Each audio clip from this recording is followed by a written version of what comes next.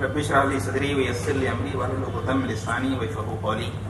قال الله تعالى في القرآن المجيد والفرقان الحميد: اليوم اكملت لكم دينكم واتممت عليكم نعمتي ورضيت لكم الاسلام دينا. وقال الله تعالى: ظهر الفساد في البر والبحر بما كسبت ايدي الناس. صدق الله العلي العظيم والمولى الكريم. قابل قدر قابل احترام جناب قیم جماعت، دیگر مہمانان اور وطن کی فکر کرنے والے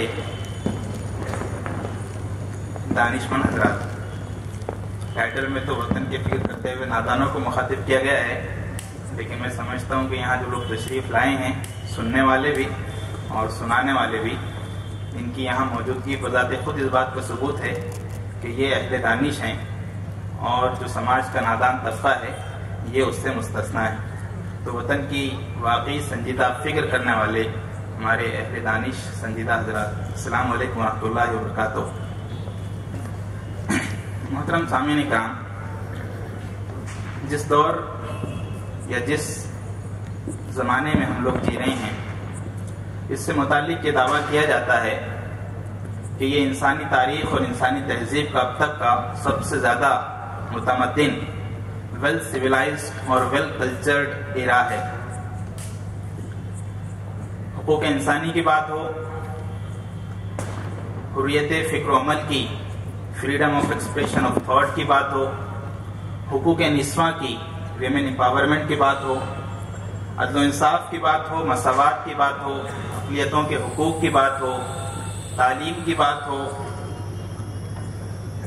یا اور وہ قدریں ہوں جس کا تعلق ترقی سے ہوتا ہے، ان تمام کے تعلق سے اس تہذیب سے متعلق یہ دعویٰ کیا جاتا ہے، یا اس سے متعلق یہ زوم ہے کہ یہ اب تک کی سب سے زیادہ متمدن تہذیب ہے. ایسا نہیں ہے کہ انسانی تاریخ میں کوئی دور ایسا گزرا ہے کہ ان قدروں کا احترام کرنے والے، ان قدروں کو نافذ کرنے والے گروہ انسانی سماج میں نہیں پائے گئے. انسانی تاریخ کا ہر دور ایسے قیمتی افراد سے آراستہ رہا ہے جنہوں نے ان بنیادی قدروں کو نافذ کرنے کی بھرپور کوششیں کی، اپنی زندگیاں لگائی ہیں اور تاریخ میں آنے والی قوموں کے لیے روشن نقوش چھوڑے ہیں. تو بہت زیادہ فرق موجودہ تہذیب کو سابقہ ادوار کے مقابلے میں نہیں، الا ماشاء اللہ. ہاں، ایک پہلو سے ضرور فرق، اور وہ فرق یہ ہے کہ غالباً جیسا کھلواڑ ان ساری قدروں کے ساتھ اس تہذیب نے کیا ہے، شاید اس سے پہلے ویسا کھلواڑ کسی اور غالب گروہ نے یا قوم نے نہیں کیا تھا.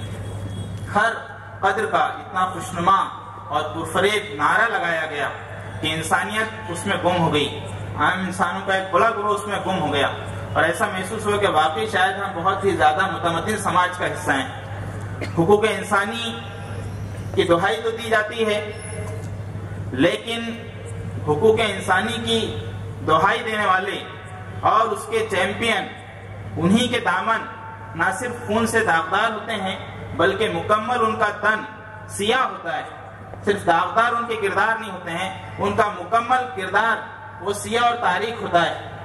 اور نہ صرف سیاہ اور تاریک ہوتا ہے بلکہ ان کو ایسی ان کی ہمت افزائی کی جاتی ہے، ایسی ان کی واہ واہ کی جاتی ہے کہ ان کو اقتدار کی زمام کار سونپ دی جاتی ہے. نہ صرف اقتدار کی زمام کار سونپ دی جاتی ہے بلکہ شخصیت پرستی اس حد تک کو بھی پہنچتی ہے کہ انہی کا پین، ان کا جیکٹ، ان کی شیروانی اور ان کی جوتیاں تک قابل احترام اور قابل تقلید بن جاتی ہیں. حقوق انسانی کی جھدیاں اڑانے والوں کو زمام کار سونپ دی جاتی ہے.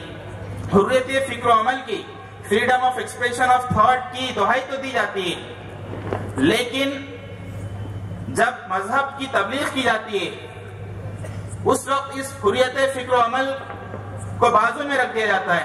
اس وقت جمہوریت اور ڈیموکریسی کو بالائے طاق رکھ دیا جاتا ہے.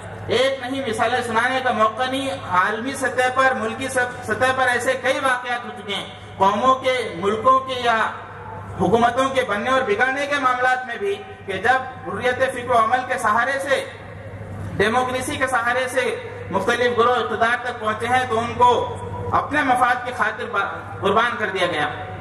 حقوق نسواں عورتوں کے حقوق، اس معاملے میں تو آزادی دی جاتی ہے کہ جتنے کپڑے اتارنا چاہیں اتار لیں، اس کے لیے تحریکیں چلائی جاتی ہیں، لیکن جب اپنے بدن کو چھپانے کی کوشش کی جاتی ہے تو نہ صرف مخالفت کی جاتی ہے بلکہ احتجاج سطح پر کیا جاتا ہے کہ اس پر پابندیاں لگ جاتی ہیں۔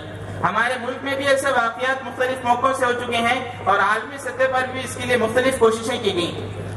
چند سال پہلے اولمپک میں جب سعودی عرب اور قطر کے ملکوں نے یہ فیصلہ کیا کہ ہم اپنی خواتین کو حجاب کے ساتھ ٹریک پر دوڑائیں گے، اس سے بحث نہیں کہ شرعی حیثیت اس کی کیا ہے، لیکن جب انہوں نے حجاب کے ساتھ اپنی خواتین کو ٹریک پر دوڑانے کا فیصلہ کیا تو اس کی مخالفت میں یورپین خواتین مکمل برہنہ ہو کر ٹریک پر اتر آئیں۔ تو آزادی یک طرفہ اپنی مرضی کے لوگوں کو اقتدار تک پہنچانے کی آزادی، لیکن اپنی مرضی اور اپنے نظریے کے خلاف گروہ اگر اقتدار تک پہنچ جائے تو پھر وہاں آزادی اور جمہوریت ختم ہو جاتی ہے۔ اپنی مرضی کے مطابق لوگوں کو کپڑے اتارنے کی آزادی، لیکن اپنی مرضی کے مخالف اگر خواتین اپنی تنپوشی کرتی ہیں، اپنے بدن کو ڈھانکتی ہیں، عفت اور پاکیزگی کی راہ پر چلنے کی کوشش کرتی ہیں تو پھر اس کی دھجیاں اڑا دی جاتی ہیں، پھر انہی قانونوں کو ان کو ختم کرنے کے لیے قوانین بنائے جاتے ہیں۔ ماحولیاتی بگاڑ کو ختم کرنے کے لیے بڑی بڑی کانفرنسیں منعقد کی جاتی ہیں، بڑی بڑی آرگنائزیشنز ترتیب دی جاتی ہیں، لیکن انہی کو منعقد کرنے والے لوگ اپنے کارپوریٹ کلاس کے غلام بنے رہ کر ایسی ملٹی نیشنل کمپنیاں، ایسے انڈسٹریز اور ایسے پروجیکٹس چلاتے ہیں جو سب سے بہتر ماحولیاتی بگاڑ کو آگے بڑھانے میں کلیدی کردار ادا کرتے ہیں اور ان کو مستثنا قرار دے دیا جاتا ہے۔ تعلیم کو ایک جانب کہا جاتا ہے کہ وہ مفت اور لازمی بن جائے، اس کے لیے قانون بنا دیا جاتا ہے، لیکن ساتھ ساتھ اس کے بالکل برخلاف اس کو کموڈیٹی بنا کر، اس کا کموڈیفیکیشن کر کے، اس کو بازار کی ایک چیز بنا کر اتنا مہنگا اور قیمتی بنا دیا جاتا ہے کہ پرچیسنگ پاور کی بنیاد پر، قابلیت اور ذہانت کی بنیاد پر نہیں، صلاحیت کی بنیاد پر نہیں، گرم جیب ہونے کی بنیاد پر ایڈمیشنز کا ملنا اور نہ ملنا قرار پاتا ہے۔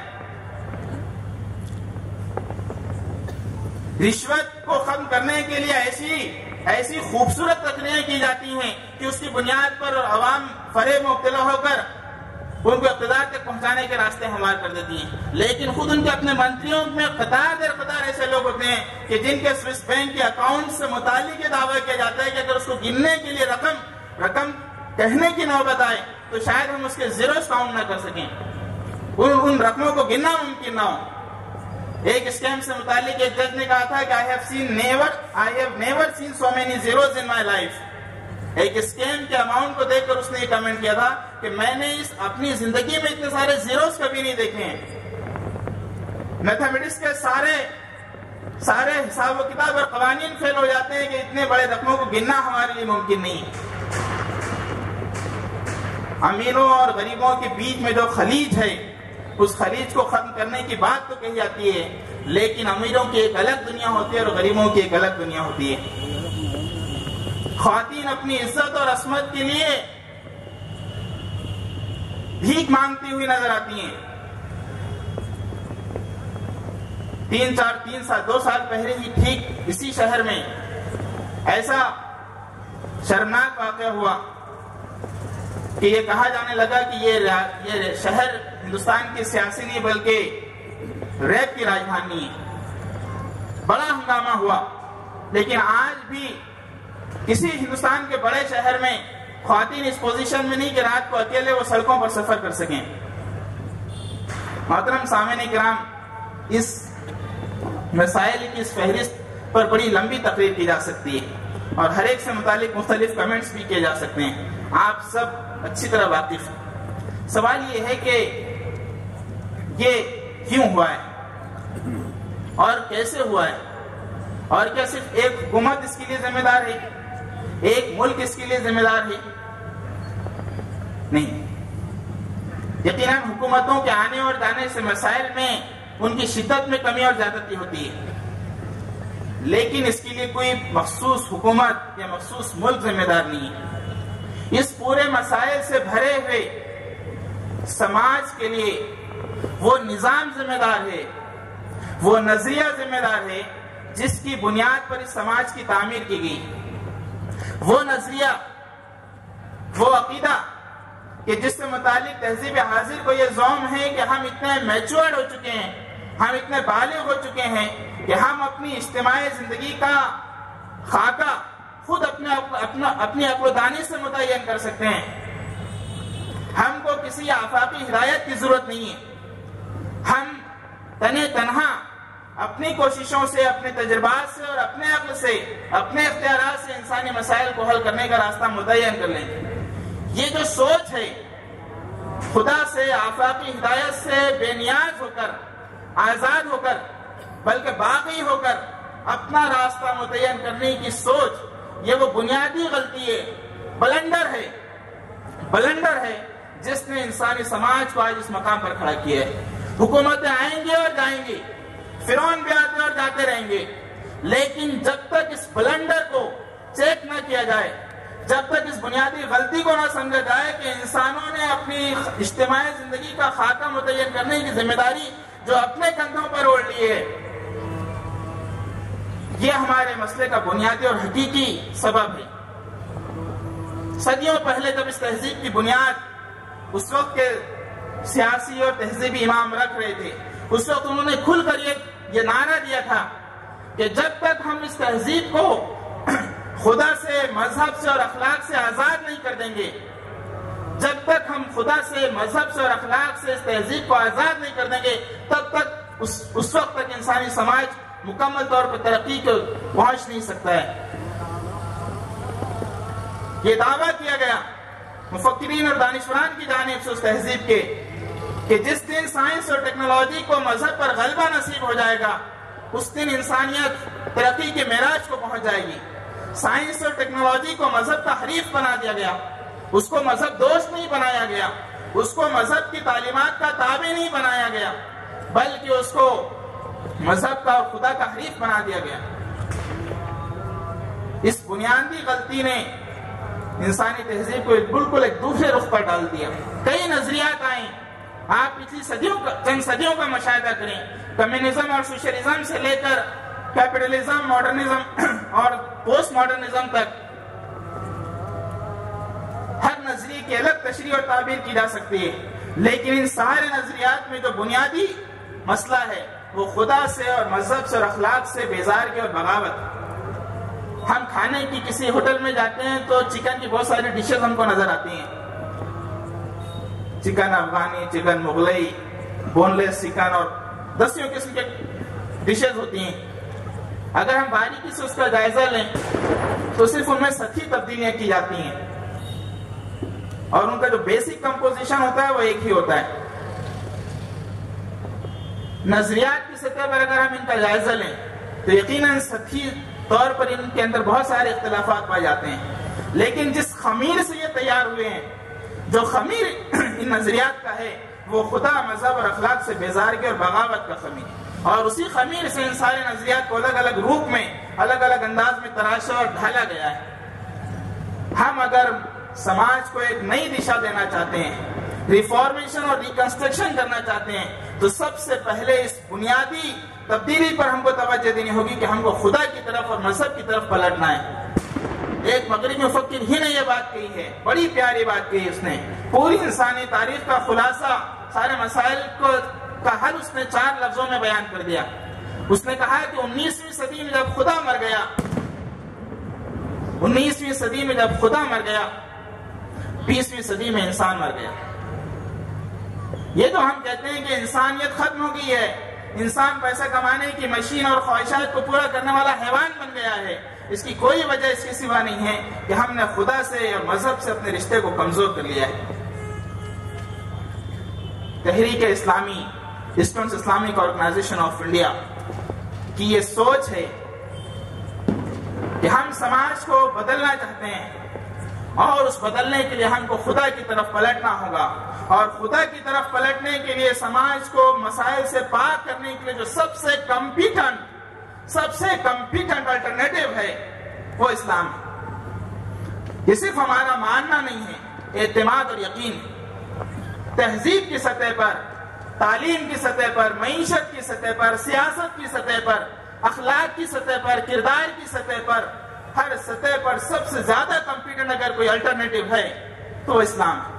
اور یہ صرف دعویٰ نہیں ہے، اللہ کے رسول صلی اللہ علیہ وسلم کی سیرت اور قرآن مجید کا پیغام اگر اس پر تقریر کی جائے کہ ان مسائل کو پار کرنے کے لیے قرآن مجید نے اور نبی کریم صلی اللہ علیہ وسلم نے کیا کچھ کوششیں کی ہیں، تو کوئی ڈائمینشن اور کوئی زاویہ زندگی کا ایسا نہیں ہے جس سے متعلق ہم کو یہ محسوس نہ ہوتا ہو کہ اللہ کے رسول صلی اللہ علیہ وسلم نے اس تبدیلی کو، اس میدان میں تبدیلی نہ لائی۔ نبی کریم صلی اللہ علیہ وسلم کو ہم رول ماڈل صرف اس حیثیت میں نہیں جانتے ہیں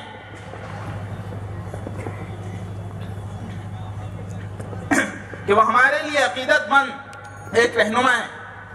نبی کریم صلی اللہ علیہ وسلم کا پیدا کردہ انقلاب کسی ایک میدان تک محدود نہیں تھا۔ آپ صلی اللہ علیہ وسلم نے جس انقلاب کو پیدا کیا وہ ایک معاشی انقلاب تھا۔ غریبوں کی بستی کو زکوٰۃ کے نظام کے ذریعے سے، سود سے پاک کر کے اللہ کے رسول صلی اللہ علیہ وسلم نے ایسا خوشحال معاشرہ بنا دیا کہ چند سالوں میں کوئی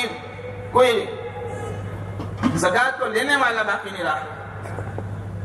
نبی کریم صلی اللہ علیہ وسلم کا پیدا کردہ انقلاب ایک اخلاقی انقلاب بھی تھا۔ وہ لوگ جو زنا کرتے تھے وہ خود اپنے آپ کو لا کر اللہ کے رسول صلی اللہ علیہ وسلم کی خدمت میں پیش کر دیتے تھے کہ ہم پر حد جاری کر دیجیے تاکہ کل آخرت میں ہم اللہ کے عذاب سے بچائیں۔ ان پر کوئی چارج شیٹ داخل نہیں کی گئی، ان کو عدالت میں گھسیٹ کر نہیں لایا گیا، انہوں نے خود اپنے آپ کو پیش کر دیا۔ جن کو راتوں کی تنہائی میں ہیروں سے بھرا ہوا تاج ملا، انہوں نے اس تاج کو وقت کے سپہ سالار کے حوالے کر دیا کہ یہ مال غنیمت، اس کو بیت المال میں اور مال غنیمت میں شامل کر لیجیے۔ اللہ کے رسول صلی اللہ علیہ وسلم کا پیدا کردہ انقلاب ایک اخلاقی انقلاب، وہ ایک تعلیمی انقلاب بھی تھا۔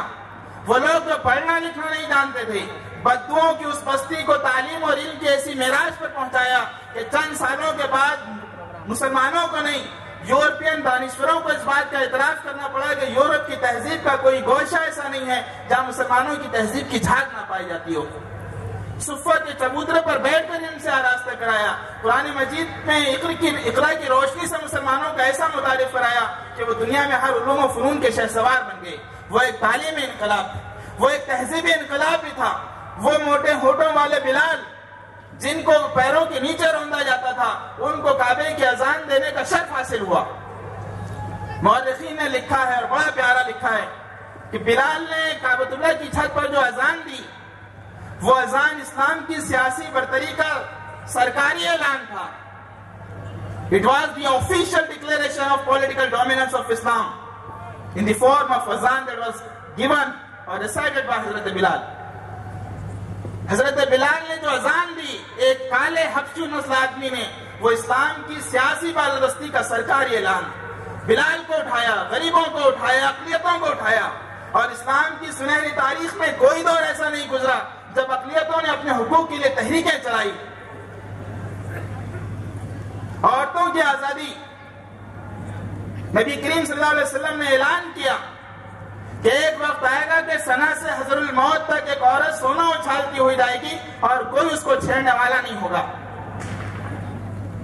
کشمیر سے کنیا کماری تک دیکھ لیجئے، آج ہم اہل اسلام اتنی سنہری تعلیمات رکھنے کے بعد اس ملک میں ہم کیا کردار ادا کریں۔ مسئلہ صرف یہ نہیں ہے کہ ملک ادھر جا رہا ہے، مسئلہ اس سے آگے بڑھ کر یہ بھی ہے کہ ملک کو اس رخ پر جاتے ہوئے دیکھ کر ہم خاموش تماشائی بنے بیٹھے ہیں۔